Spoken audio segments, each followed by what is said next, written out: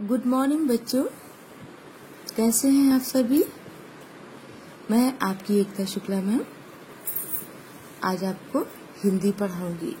बच्चों, पिछली कक्षा में उसके पहले एक टाइम टेबल में भ्रम हुआ था कि हिंदी का मंडे को किया जाएगा, लेकिन उसके बाद ये क्लियर हुआ कि नहीं, अब हिंदी को ट्यूसडे ही पहले की तरह रखा जाएगा। इसलिए पिछली बार आपका हिंदी नहीं आ पाया था क्योंकि मंडे को हॉलिडे था, रक्षाबंधन था। तो अब आपको मैं हिंदी में जो मैंने पढ़ाया था पिछली कक्षा में मीराबाई, वो आपको मैं भेज रही हूँ। मीराबाई के मैंने पिछली कक्षा में 2 आपको पढ़ाए थे, बसो मेरे नैनन में नंदलाल और पायो जी महतो राम रतन धन पायो। इनकी विशेषता भी मैंने आपको बताई थी कि इनकी विशेषता क्या है, इसका संदर्भ क्या है, इसका प्रसंग क्या है। और कुछ बच्चों ने उस पर मुझे गृह कार्य करके भी दिखाया, नाजिश, नैन्सी, कई बच्चों ने दिखाया। बड़ी खुशी हुई। बच्चों ऐसी मेहनत करते रहिए। और मैंने आपको संदर्भ, प्रसंग और व्याख्या बताया था। उसके बाद ये कहा था कि आप मीराबाई का जीवन परिचय करें, है ना। तो पिछली कक्षा में आपको मैंने 2 पैरे पढ़ा दिए हैं। अब मैं तीसरा पैराग्राफ यानी प्रकरण आपको पढ़ाऊंगी। संदर्भ तो आप सभी लोग जानते ही हैं, क्या होगा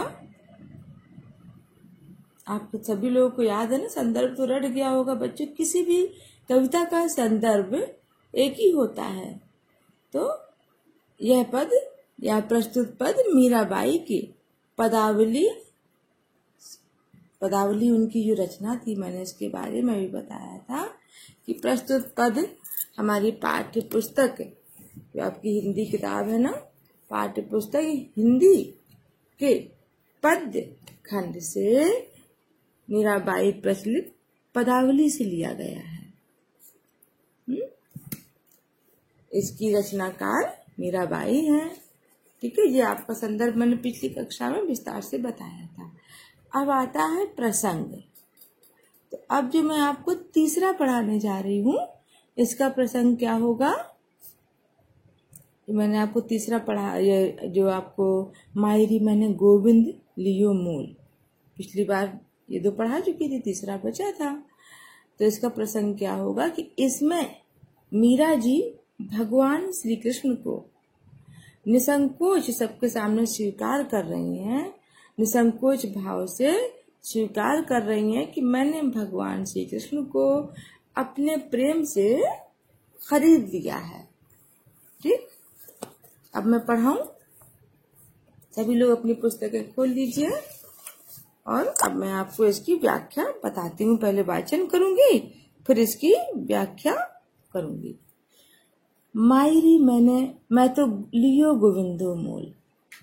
मीरा जी कहती हैं कि मैंने तो गोविंदो अर्थात गोविंद, गो अर्थात गाय और उनके मालिक, उनको पालने वाले गोविंद भगवान श्री कृष्ण। तो कहती हैं कि मैंने तो गोविंद को अर्थात भगवान श्री कृष्ण को अपने प्रेम में खरीद लिया है, अपने प्रेम से खरीद लिया है।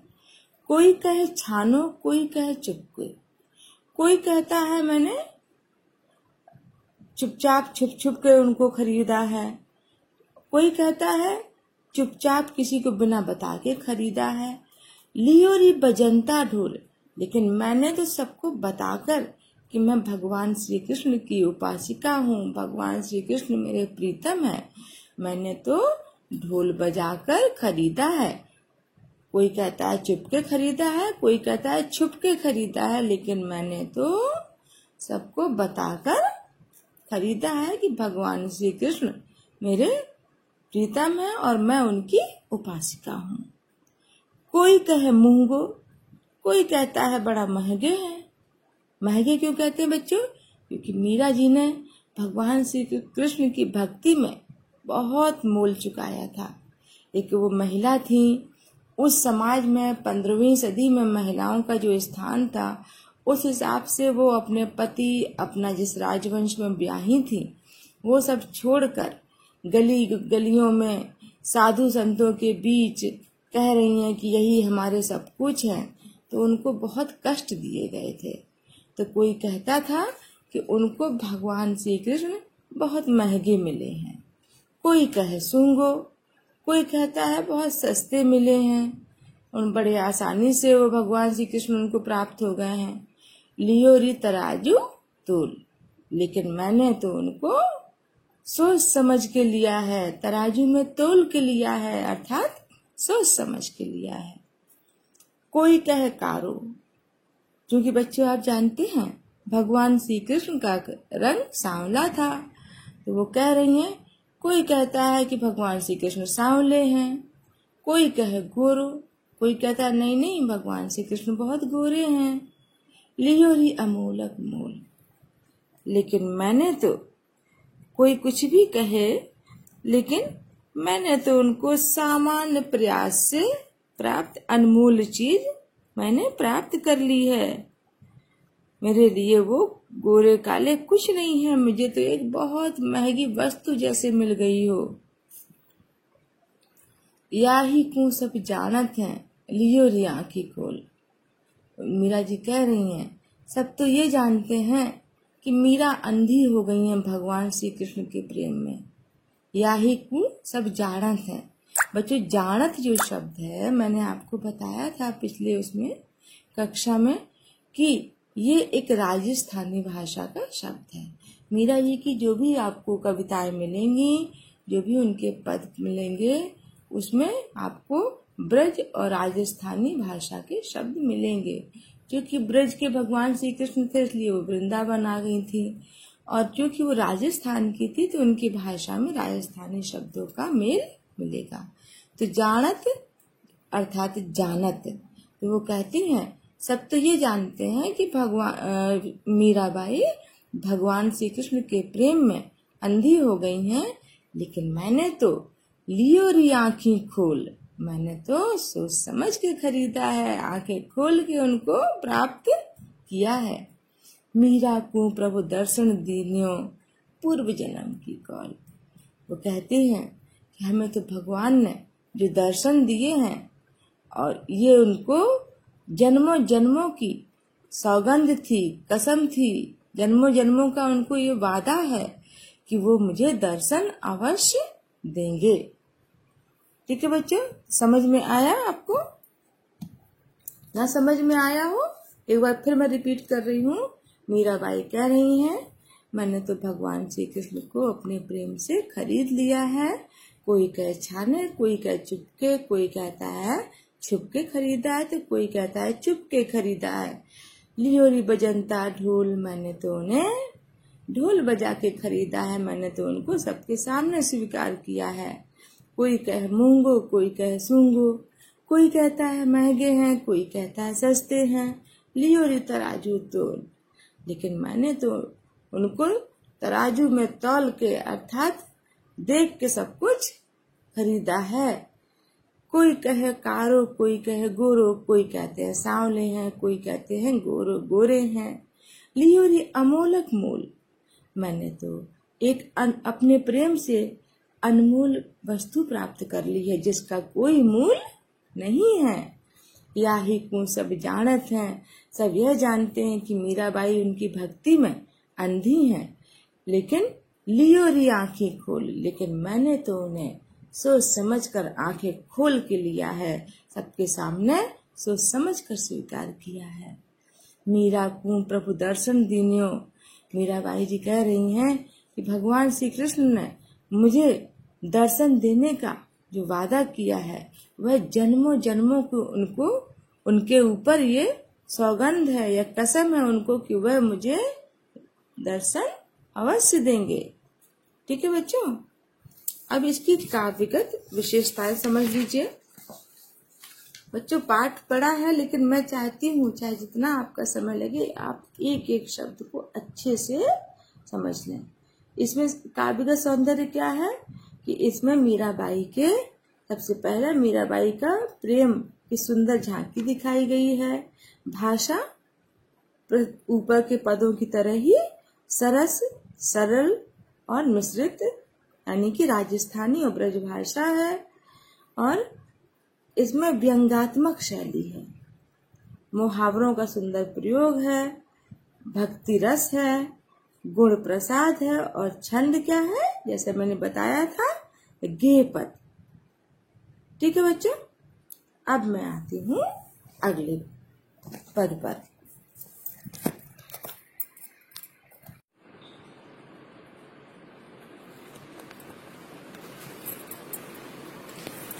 अगला पद क्या है बच्चों, मैं तो सांवरी के रंग राजी। यहाँ पर मीराबाई क्या कह रही हैं, यहाँ मीराबाई ने श्री कृष्ण के प्रेम में प्रसंग क्या होगा कि उन्होंने श्री कृष्ण भगवान के प्रेम में अपने को पूरा समर्पित कर दिया है और वो कहती हैं मैं भगवान श्री कृष्ण में रच बस गई हूँ, मैं उनके प्रेम में, उनकी भक्ति में, सांवरे अर्थात भगवान श्री कृष्ण, उनकी भक्ति में रंग गई हूँ। साज सिंगार बांध पग घुंघरू, लोक लाज तज नाची। मैंने तो साज सिंगार, जो भी सिंगार किया है, जो भी सजी हूँ, उनके लिए ही सजती हूँ, उन्हीं के लिए सिंगार करती हूँ, उन्हीं के लिए पैरों में घुंघरू बांध कर लोक लाज तज नाची।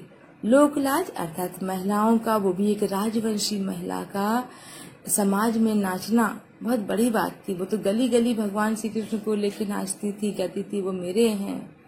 तो वो कहती मैंने लोक लाज का भी ध्यान नहीं रखा, मैं उनके नाम का श्रृंगार करके पैरों में घुंघरू बांध कर नाचती हूँ, उनके भजन को गा गा के नाचती हूँ। गई कुमति लई साधु की संगत, और जब से साधुओं की संगत मिली है मुझे, तब से मेरी कुमति, कुमति अर्थात संसार रूपी प्रेम जो उनके मन में था, मोह माया था, वह सब खत्म हो गया है, समाप्त हो गया है। भगत रूप भई साची, और अब मैं सच्चे रूप में उनकी भक्त हो गई हूँ। गाय गाय हरि के गुण निस दिन, निस दिन रात दिन, रात दिन में भगवान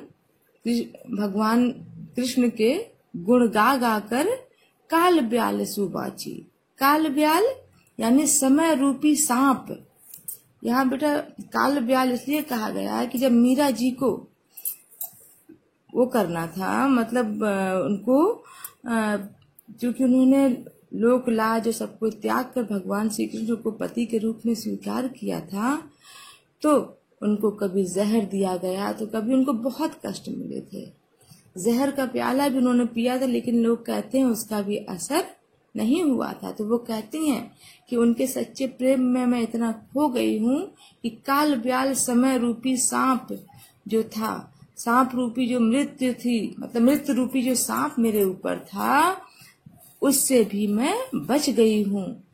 उण बिन, देखो बच्चों एक बार फिर आया राजस्थानी उण, उण अर्थात उन, उन बिन सब जग खारो लागत। वो कहती हैं कि एक पल भी जब मैं उनके बिना सोचती हूँ तो पूरा जग मुझे नीरस, खारो नमकीन अर्थात पूरा जग, पूरा संसार मुझे खारा सा लगता है। और बात सब कांची, और कोई भी बात मुझे सब कोई अच्छी नहीं लगती। मीरा श्री गिरधरन लालसु भगत रसीली जाची। मीराबाई जी कहती हैं मैं तो गिरधरन, गिर अर्थात पर्वत, धरन पर्वत को उठाने वाले अर्थात श्री कृष्ण भगवान। मीरा जी कहती हैं मुझे भगवान श्री कृष्ण की ये सौगंध है कि मैं उनके लिए, उनके भक्ति में रात दिन बस मैं ऐसी रच बस गई हूँ कि मुझे अब किसी की सुध नहीं है। ठीक है बच्चों, समझ में आया? अब आते हैं, ना समझ में आया तो बच्चों ये वीडियो है, इसको तो आप कई बार वो कर सकते हैं। हाँ एक चीज और है बच्चों, जो कि मैंने पिछली कक्षाओं में नहीं कहा था, इस वीडियो को सब्सक्राइब आप जरूर कर लीजिएगा। जब सब्सक्राइब करेंगे तो जैसे आप कहते हैं कि मैम मेरा पिछला क्लास वर्क छूट गया था, पिछली कक्षा छूट गई थी, तो आप इसको सब सब्सक्राइब कर लेंगे तो आप कोई भी वीडियो जो मैं पढ़ा चुकी हूँ आपको, जो मैं इस समय पढ़ा रही हूँ, जो कक्षाएं ले रही हूँ, वो आप देख सकते हैं। तो जैसे ही आप YouTube पे वीडियो खोलिएगा इसको सब्सक्राइब कर लीजिएगा, ठीक है? और उसके बाद आप कभी भी इसको खोल के देख सकते हैं। अब मैं आती हूँ, मेरे तो गिरधर गोपाल दूसरो न कोई। अब यहाँ मीराबाई जी क्या कह रही हैं? यहाँ मीरा जी ने क्या किया है, सबको उन्होंने नकार दिया है। अब वो एकमात्र श्री कृष्ण भगवान को अपना सब कुछ घोषित कर रही हैं और संसार से सारे नाते तोड़कर कह रही हैं, मेरे तो बस वही है, मेरे तो गिरधर गोपाल दूसरो ना कोई, मेरे तो सिर्फ भगवान श्री कृष्ण है, उसके अलावा मेरा कोई नहीं है। और कौन है उनका परिचय भी दे रही हैं, जाके सिर मोर मुकुट। मतलब कोई अगर ना समझ पा रहा हो तो समझ ले, उनके सिर पर मोर के पंखों से सुसज्जित मुकुट है। मेरो पति सोई, मेरा वही पति है। यहाँ मीरा ने पति के रूप में उनको सबके सामने सहस्त्र स्वीकार कर लिया है।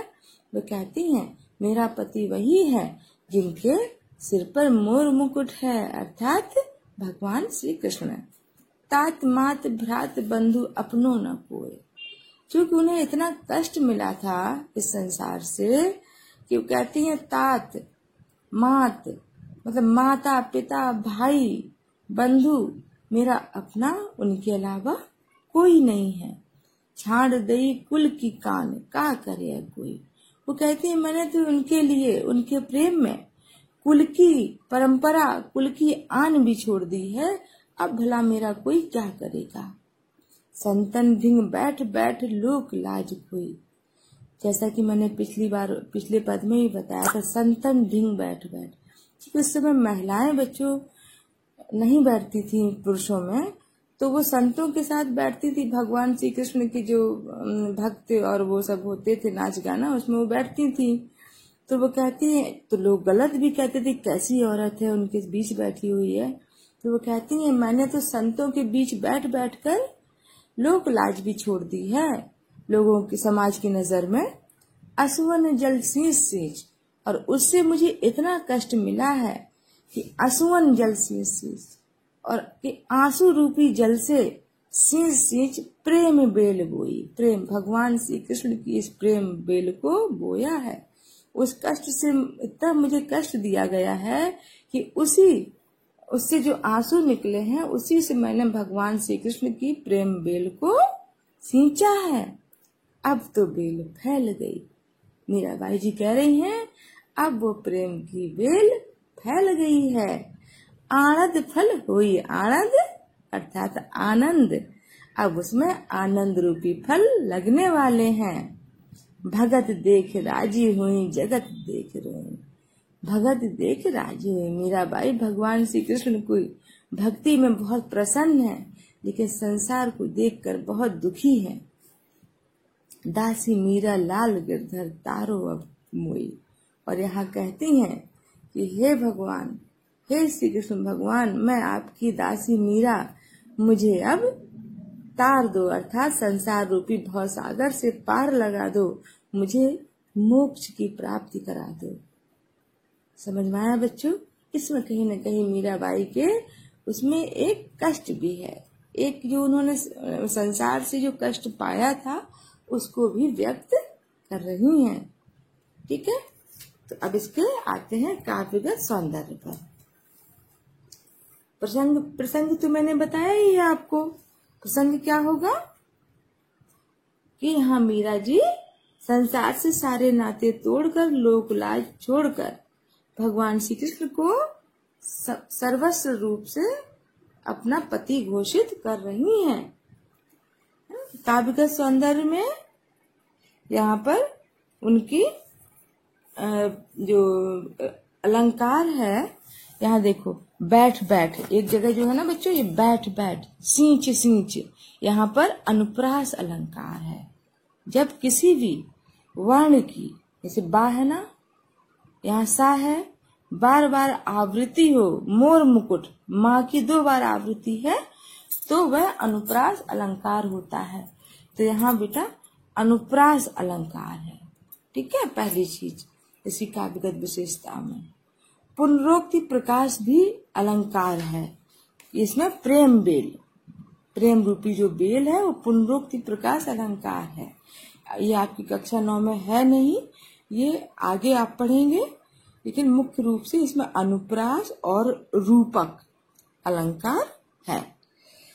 ठीक है, पुनरोक्ति प्रकार से आप लिख सकते हैं।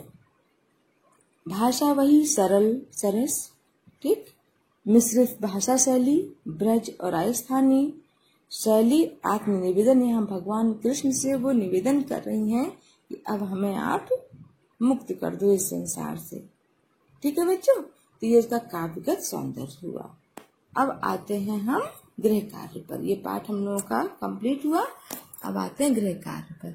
इसमें देखो, मैंने जो आपकी विस्तृत रूप से संदर्भ प्रसंग व्याख्या मैंने बताई है, जो इसमें दी गई है आपको करना है। ये पिछली बार मैंने बताया था जीवन परिचय वगैरह आपने किया भी था, जो नहीं किया है वो बाकी आप आगे का कर लीजिए। ये आपका गृह कार्य है। ठीक है, और इसमें लघुत्तरी प्रश्न छोटे छोटे से बच्चों, जैसे मीरा ने संसार की तुलना किससे की है और क्यों की है, तो मीरा ने संसार की तुलना भव सागर से की है ना। गिरधर के घर जाने को मीरा क्यों कहती हैं, क्योंकि वो संसार से बहुत दुखी हो चुकी हैं, वो अब भगवान की भक्ति में रहना चाहती हैं। मेरे तो गिरधर गोपाल दूसरों न कोई क्या अर्थात, क्योंकि वो सिर्फ यहाँ पर भगवान श्री कृष्ण को अपना सर्वत्र घोषित कर रही हैं। धर्म के अंतर्गत बाहरी कर्म कांड करने से क्या होता है, इस पे भी आपके सारे प्रश्न हैं। ठीक है, आपको ये मैंने समझा दिया है, ये आपको करना है। ये अति लघुत्तरी प्रश्न है, इनको भी करना है। ठीक है, मीरा की 2 रचनाएं जो कि मैंने आपको पहले भाग में बताया था, आप सब्सक्राइब कर लेंगे तो आपको पहला वीडियो भी मिल जाएगा, आपको सेव करने की जरूरत नहीं पड़ेगी। ये सारा आपको जो भी इसमें दिया गया है ये आपको करना है।